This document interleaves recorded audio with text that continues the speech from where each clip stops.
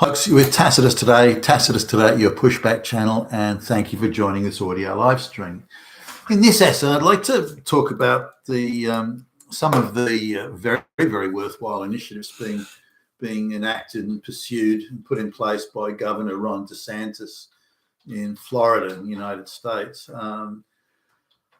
I should just talk a little bit about sort of things that the governor's doing and the relevance and effect they're having in pushing back against globalization. Now, one of the more recent ones was to do with use of illegal alien labor in Florida. So the local Florida law is just recently been put in place, as I understand it, Florida.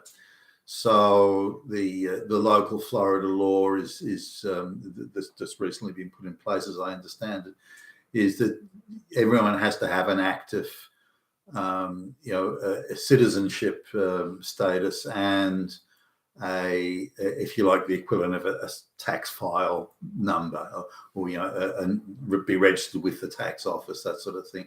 So and to have all their proper papers in order. Now, this, you may think, well, that's not a big deal, but actually it is, because it's estimated that multiple millions of illegal workers, mostly Hispanics, but others too, working in Florida. Now, you said, well, what's wrong with that? If these people want to come and work in the United States, who cares? But that's not the issue. There are a few things that need to be understood here.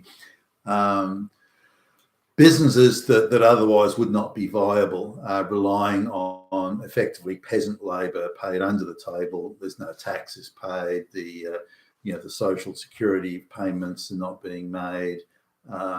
There's bypassing of health and safety type regulations.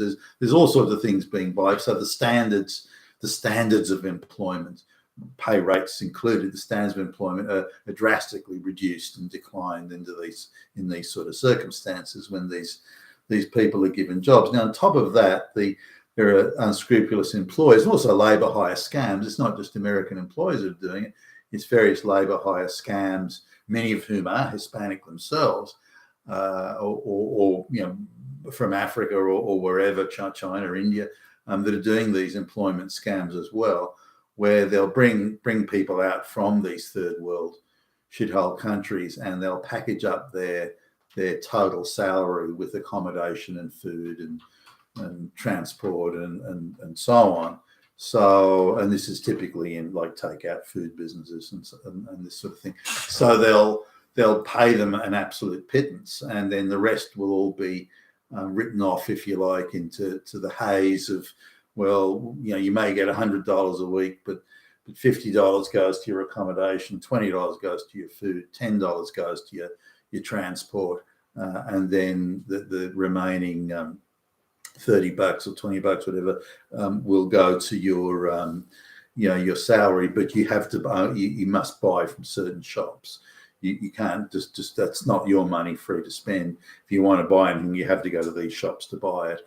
And those in turn will be owned by the labour scam front. The property will be owned by them, and so they're able to create this cabal, this monopoly, effectively, not only on the labour of the worker, but on where and how they spend their money, and how their money is distributed across a number of cost centres, all of which are owned by the labour hire scam or people they're confederates or people they're in league with. So this creates this very artificial employment market, and a huge section of the economy is gradually being given over to this non-competitive, where market forces are nowhere to be seen, and this is not generally a bad thing. It is a bad thing, and an increasing amount of the Western world economy is actually subsidized and only allowed to exist by this illegality, where governments just turn look the other way and say, hey, who cares? Now, there's the business sector, of course, is in the the NGO sector and the human rights sector. They thrive on this sort of shit and they love it. and the more mayhem it creates in the West, the more they like it, and the more the globalists egg it on and cheer it on. But the reality is it's a bad thing for the economy. It detracts from the market-based economy and how investments are made. So investments are being made by overseas investors or other investors, but primarily overseas investors, purely on the basis of tax arbitrage, not on the basis of it's a viable business, not on the basis that they're complying with the employment law in the country. None of that matters. The whole thing is a tax offset, write-off arbitrage play. And it just happens that a takeout food business is that couldn't survive on its own merits. Takeout food business is really the front end to if you like, a massive money laundering scheme when you look at that sector. And you can see it in other areas where there's supposedly a clothing, for example, in a shopping mall, there's a clothing store, but no one's ever in it. And this is, again, a structure made for tax write-off and for artificially providing justification for bringing out illegal workers, but also subsidised workers or workers where, so you set up a business and say, well, the only employee that I need for my business is someone who speaks some sort of abstract remote dialect of fucking Swahili or some Chinese outer rural dialect. That's the only person I can employ. And then that gives you an excuse to start bringing out peasants from that area who are illiterate in their own language under some job placement scheme, which is just artificially contrived on a business that can't exist in an economy and so on.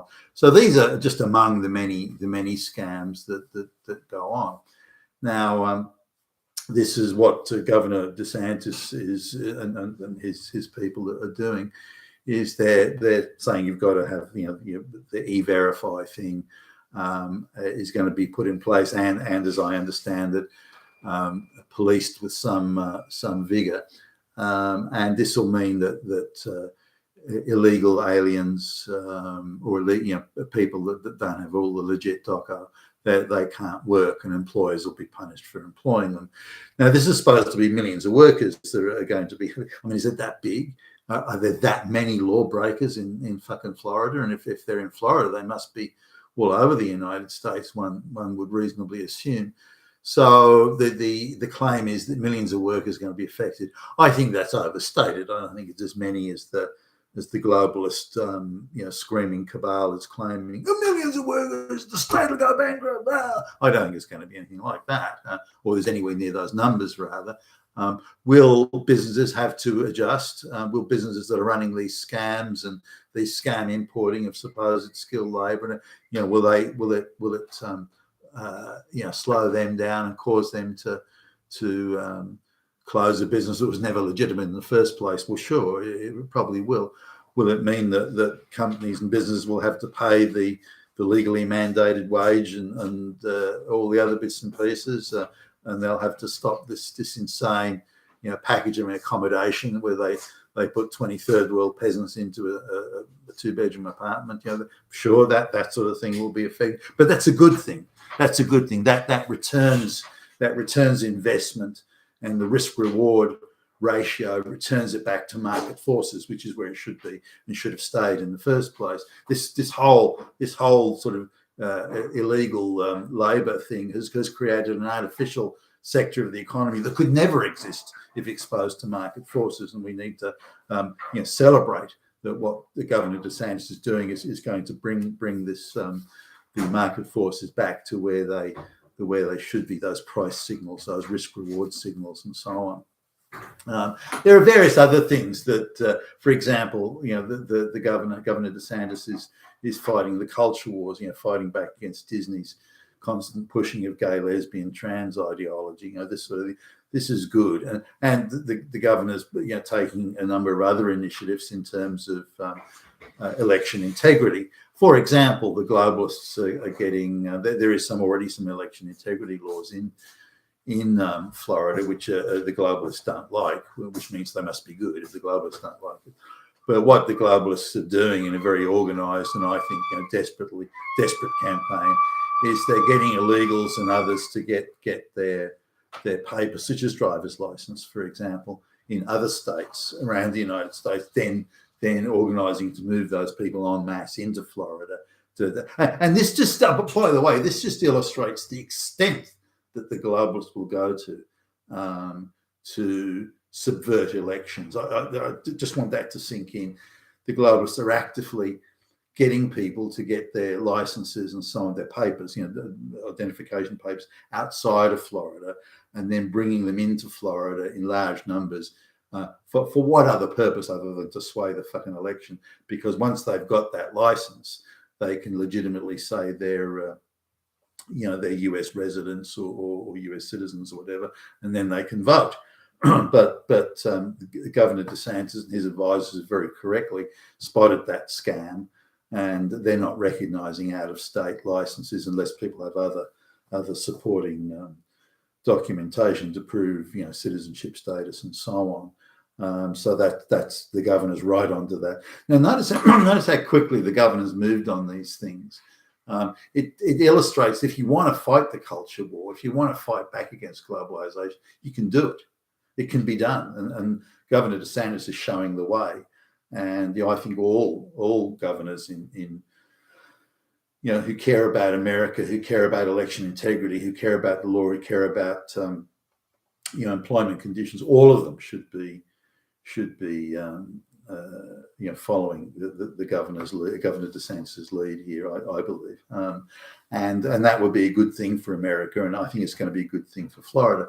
Now the detractors are saying, well, that's it, business was all going to leave Florida. There'll be not a single job left, and the place will be a nuclear wasteland. The normal hysterical screaming that goes on in whenever globalist interests are threatened or opposed, but. I think the opposite will occur. I think Florida will be a much better place to do business in. Those price signals will be clear. The salaries and the wages will be legal. The illegal workers that again reduce standards all across the board, employment standards, pay standards, everything.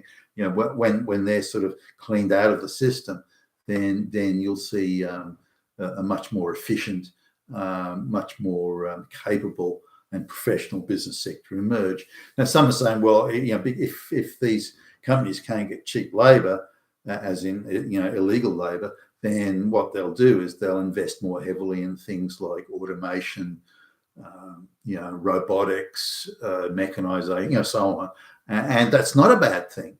A lot of those products are made in the United States, and one would hope that the governor would or in any state, but the governor would spot these opportunities. So we'll invest money, and if we need I don't know, fruit picking machine, whatever it is, any form of mechanization, any industry, a better burger flipping machine or something. If we need that, we the state will subsidise a company to we'll have a competition. Who can produce the best designed burger flipping machine?